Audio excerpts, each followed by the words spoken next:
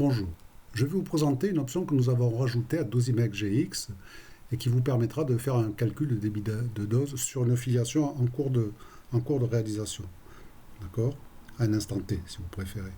Alors pour cela, nous avons utilisé les possibilités offertes par le site LaraWeb.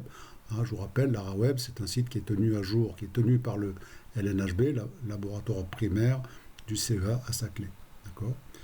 Et ce site permet de récupérer des données et nous avons fait sous Excel et nous avons fait une petite moulinette qui permet ensuite de les importer sous Dosimex et donc de faire des calculs de débit de dose avec la table d'émission chargée. Voilà. Alors j'ai pris pour exemple, pour illustrer ce cas-là, celui de l'actinium 225. Pourquoi? Parce que c'est un radionucléide émetteur alpha qui va commencer à être utilisé en médecine nucléaire, donc une période assez courte, 10 jours. Tous ses descendants ont des périodes plus courtes que lui, francium 221, 4,8 minutes, etc., 32 millisecondes. Vous avez ici le bismuth 213 qui a une période un petit peu plus longue, donc il va mettre plus de temps à monter à l'équilibre, et c'est lui qui va faire en sorte, avec un 440 keV, c'est lui qui va faire en sorte que le débit dose sera susceptible d'augmenter sur la première journée notamment. Voilà. D'accord. Alors, donc je vous ai dit, on commence par le site LaraWeb, voilà, qui est là. Donc on va chercher l'actinium 225. Voilà, actinium. Alors quelques conseils qui m'ont été donnés par Christophe Dulieu, c'est lui qui s'occupe de tenir à jour et d'améliorer ce site, LaraWeb, et donc je le remercie parce qu'il m'a donné quelques conseils précieux. C'est lui qui a attiré mon attention sur des options assez récentes offertes par LaraWeb. Alors premier conseil, ne pas mettre de seuil en intensité. Alors très souvent on met des seuils en intensité pour simplifier les tables d'émission et les schémas des intégrations. Donc là vous le levez.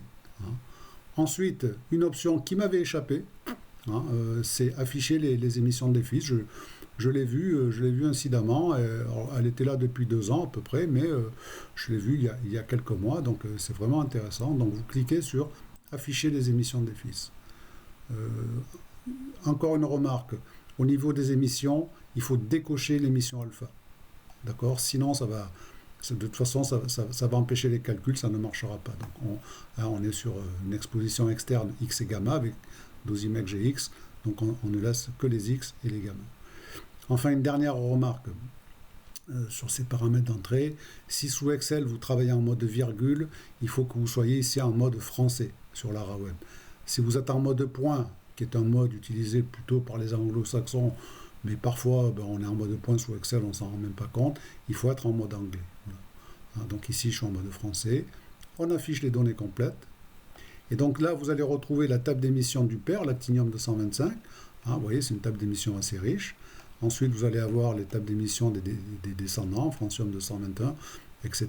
Le bismuth 213 avec son 440 keV à 26%, d'accord, et ainsi de suite. Donc lorsque vous continuez, vous arrivez sur la boîte à outils qui permettent de faire des calculs en décroissance.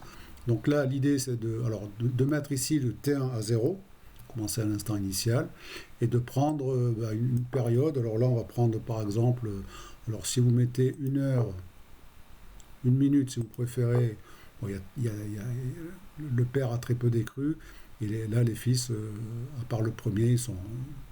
on ne les voit pas émerger. Voilà, si vous augmentez la durée de décroissance, vous voyez que les activités vont doucement monter à l'équilibre, le premier ici, etc., etc. Donc si vous mettez une journée maintenant, vous voyez que tout le monde va se retrouver à l'équilibre. Sauf ceux qui ont un rapport de branchement faible, comme le thallium 209.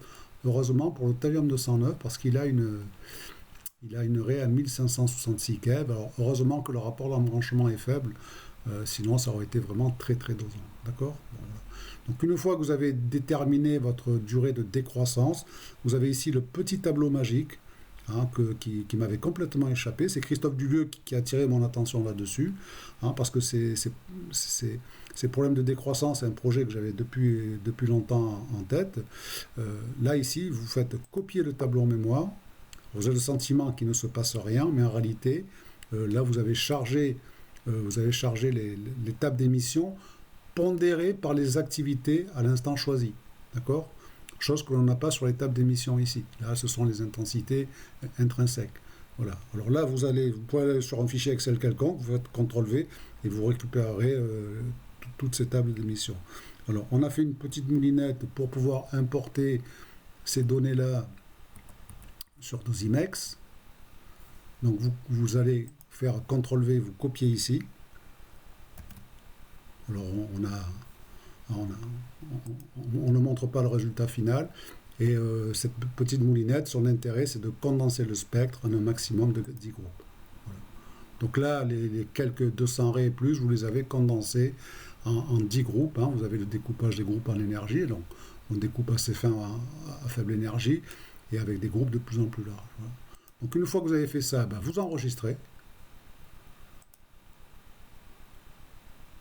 Hein, donc, le fichier s'appelle LaraWeb indice 1. Il ne faut pas changer le nom de ces fichiers. Je vous le dis au cas où, hein, lorsque vous aurez... Voilà. Et ensuite, vous allez sur Dosimex GX que vous ouvrez après. Et ici, dans Options, vous faites Importer. Et là, vous allez ouvrir. Hein, vous avez l'explorateur de fichiers qui s'ouvre. Vous importez le fichier LaraWeb 1.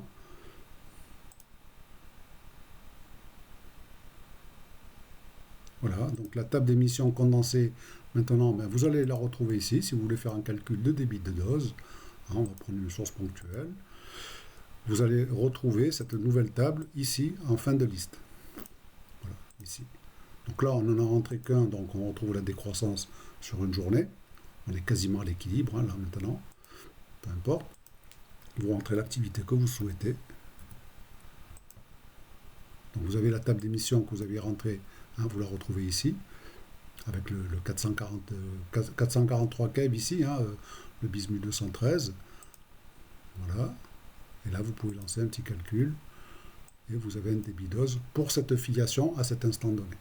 Hein, si vous changez l'instant de décroissance, le débit dose pourra être plus grand ou moins élevé. D'accord ?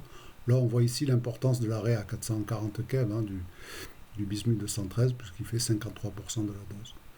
Voilà, ben, je vous remercie et n'hésitez pas à me contacter si vous voulez avoir plus d'informations.